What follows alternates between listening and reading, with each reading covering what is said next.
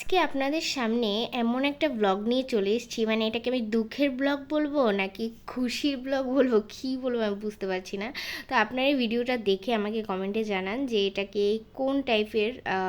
সেদিন আমরা সবাই বেরিয়েছিলাম একটু ঘোরাঘুরি করার জন্য, কিন্তু যেই জায়গায় যাব সেই জায়গার যেই ঘোরার জায়গাটা সেটার এখন বন্ধ করে দিয়েছে। মানে ওখানে অনেকটা পথ পাড়ি দিয়ে গেলাম, কিন্তু গিয়ে দেখি যে সেই জায়গাটা অফ। তারপর ফিরে আসার সময় ভাবলাম কাঠের চুলার এক কাপ চা খেয়ে নিই। চাটাও বিশেষ ভালো ছিল না, একদম জল জল টাইপের ছিল। আর কি বলবো, দেখুন আমি বাড়ি থেকে এত সুন্দর হেয়ার স্টাইল করে গেছি, আর আমার চুলের অবস্থা দেখুন। মানে ঘর থেকে আপনি যত সুন্দর করেই চুল আঁচড়ে যান না কেন, রাস্তায় গেলে আপনার এরকম হবে। মানে আপনার বলতে মানে আমি নিজের কথা বোঝাতে চাচ্ছি যে আমার এরকম হবে। আর এই তো সবাই মিলে চা খাচ্ছিলাম, চাটা একদম জল জল লাগছিল, পুরো একটুও ভালো লাগছিল না। তার উপরে আজকে যেখানে এত ট্রাভেল করে ঘুরতে যাওয়ার কথা সে জায়গায় তো যেতেই পারলাম না। আর তারপর চলে এলাম নদীর পাড়ে। মানে কি আর করব, দুধের স্বাদ ঘোলে মেটাচ্ছি। তারপর আমরা এখানে সবাই মিলে আমাদের ছোটোবেলার স্মৃতিচারণ করলাম। মানে ছোটোবেলাতে তো দধির যেই পাতিলগুলো থাকে ওগুলো ভেঙে ভেঙে পুকুরে গিয়ে আমরা জলের উপরে মেরে দেখতাম যে কারটা কত দূর যায়, আর কারটা একদম ওই যে জলের উপরে মারলে একদম থাক থাক হয়ে যায় না। মানে আসলে এটা আমি এভাবে বলে বোঝাতে পারবো না, আসলে যারা ছোটোবেলায় এটা করেছে শুধুমাত্র তারাই বুঝতে পারবে। তো সেটার স্মৃতিচারণ করছিলাম। আমাদের এই জায়গাটার পাশেই কিছু বিল্ডিং ভাঙার ধ্বংসাবশেষ ছিল, সেগুলো দিয়েই মানে টাইলস ইট এগুলো দিয়েই সবাই মিলে মানে কারটা কত দূর যায় সবাই মিলে আমরা এখানে মজা করছিলাম। একদম ছোটোবেলার কথা মনে পড়ে গেছে। ছোটোবেলায়ও আমরা এভাবে পুকুরে গিয়ে দধির পাতিল ভেঙে এগুলো মেরে মেরে অনেক মজা করতাম, যে কারটা কত বেশি দূর যাচ্ছে এই সব আর কি। তো যাই হোক, সবাই কম বেশি দূরে নিতে পেরেছি, বা সবারই একদম ছোটোবেলার কথা মনে পড়ে যাচ্ছিল। আমার মনে হয় না যে যারা আমার ভিডিওটা দেখছেন তাদের কেউই এই খেলাটা খেলেননি। আসলে ছোটোবেলায় এই খেলাটা আমরা সবাই পুকুরের জলে বা নদীর জলে হয়তো বা খেলেছি, তো সেটারই আর কি রিক্রিয়েট করলাম। আর তারপরে এখানে বড় একটা নৌকা দেখতে পেলাম, দেখে শুধুই ভিডিও করে নিলাম। মানে ভালো লাগছিল তাই ভিডিও করে নিলাম। এরপর তো হেঁটে হেঁটে আমরা ব্রিজের উপরে চলে গেলাম।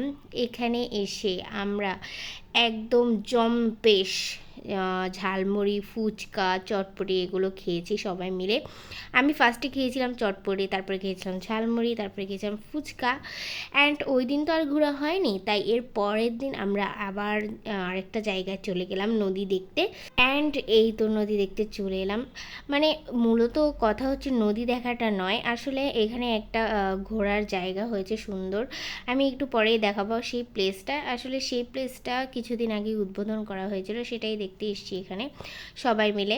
যারা যারা কালকে ফ্লপ খেয়েছিলাম ঘুরতে গিয়ে গিয়ে দেখি যে যেই জায়গাটায় ঘুরতে গেছি ওটাই অফ। যাই হোক, আজকে এসে এখানে নদী দেখলাম, নদীর পাড়ে বসলাম, তারপর মালাই চা খেলাম, সবাই মিলে অনেক মজা করলাম।